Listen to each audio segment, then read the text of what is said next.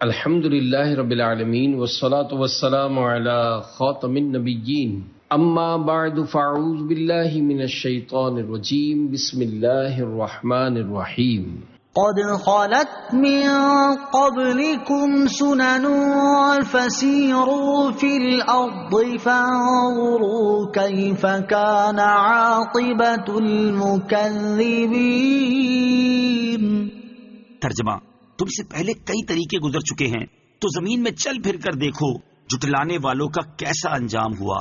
قد خلت من قبلکم سنن، تم سے پہلے کئی طریقے گزر چکے ہیں۔ اس آیت میں فرمایا گیا کہ اے لوگو، کافروں کو شروع میں مہلت دینے اور پھر ان کی گرفت کرنے کے حوالے سے تم سے پہلے بھی کئی طریقے گزر چکے ہیں۔ وہ لوگ جنہوں نے دنیا کی حرص اور اس کی لذات کی طلب میں انبیاء و مرسلین علیہ الصلوۃ والسلام کی مخالفت کی، لیکن اللہ تعالیٰ نے انہیں پھر بھی کئی مہلتیں عطا فرمائیں۔ اس کے باوجود وہ راہ راست پر نہ آئے تو انہیں ان کے اعمال کے سبب مختلف عذابوں کے ذریعے ہلاک و برباد کر دیا۔ تو اے لوگو، ان زمینوں کی طرف سفر کرو جہاں پہلے کفار آباد تھے، جنہوں نے اپنے رسولوں کی مخالفت کی، جس کی وجہ سے ان پر عذاب الہی آیا اور وہ تباہ کر دیے گئے۔ ان کی اجڑی بستیاں دیکھ کر عبرت پکڑو اور سید المرسلین صلی اللہ تعالی علیہ وآلہ وسلم پر ایمان لاؤ۔ یاد رہے کہ عبرت و نصیحت اور صحیح مقصد کے لیے سیر و سیاحت کرنے میں بہت فوائد ہیں۔ نیز یہ بھی یاد رکھیں کہ جیسے عذاب کی جگہ جا کر عبرت حاصل ہوتی ہے، ایسے ہی رحمت کی جگہ جا کر برکت و نصیحت حاصل ہوتی ہے۔ جیسے کسی ولی کے مزار پر جائیں تو جا کر معلوم ہوتا ہے کہ اللہ تعالیٰ اپنے پیاروں کی دنیا میں ہی کیسی عزت افزائی فرماتا ہے اور لوگوں کے دلوں میں ان کی کیسی محبت ڈال دیتا ہے۔ اس لیے ایسی رحمت والی جگہوں پر بھی برکت و نصیحت کے لیے جانا چاہیے۔ هذا بيان للناس وهدى وموعظة للمتقين۔ ترجمہ: یہ لوگوں کے لیے ایک بیان اور رہنمائی ہے اور پرہیزگاروں کے لیے نصیحت ہے۔ ھذا بیان للناس وہدی، یہ لوگوں کے لیے ایک بیان اور رہنمائی ہے۔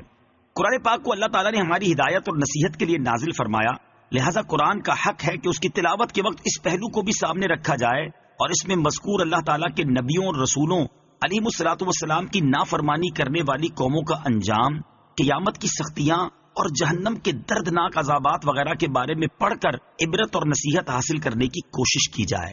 وَلَا تَهِنُوا وَلَا تَحْزَنُوا وَأَنْتُمُ الْأَعْلَوْنَ إِن كُنتُم مُؤْمِنِينَ۔ ترجمہ: اور تم ہمت نہ ہارو اور غم نہ کھاؤ، اگر تم ایمان والے ہو تو تم ہی غالب آؤ گے۔ وَلَا تَهِنُوا، اور سستی نہ کرو۔ غزوہ احد میں نقصان اٹھانے کے بعد مسلمان بہت غمزدہ تھے اور اس کی وجہ سے بعض کے دل سستی کی طرف مائل تھے۔